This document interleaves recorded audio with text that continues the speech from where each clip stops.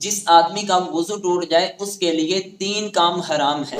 3 کاموں کے علاوہ ہر طرح کے کام اس کے لیے جائز ہیں، حلال ہیں۔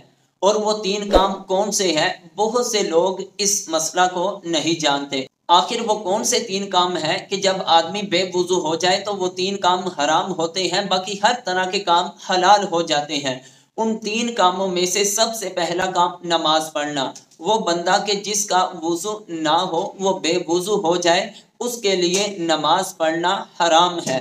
بغیر وضو کے انسان نماز نہیں پڑھ سکتا۔ نماز کے لیے انسان کا باوضو ہونا ضروری ہے۔ اور دوسرے نمبر پر قرآن مجید کو بغیر غلاف کے ہاتھ لگانا۔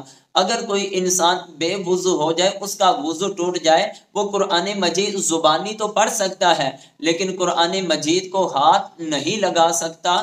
ہاں، اگر کوئی کپڑے کے ساتھ اس کو پکڑ لے وہ تو جائز ہے، لیکن بغیر کسی کپڑے کے قرآن مجید کو ہاتھ لگائے یہ حرام ہے، کیونکہ قرآن مجید میں اللہ کی ذات نے فرمایا لا یمسہ الا المطہرون۔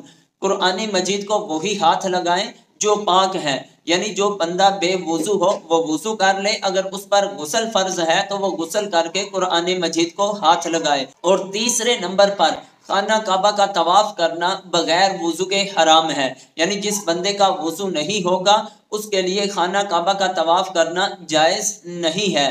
خانہ کعبہ کا طواف کرنے کے لیے بھی انسان کے لیے باوضو ہونا ضروری ہے۔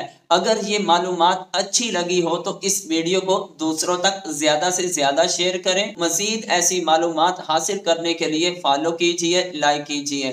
واللہ اعلم ورسولہ۔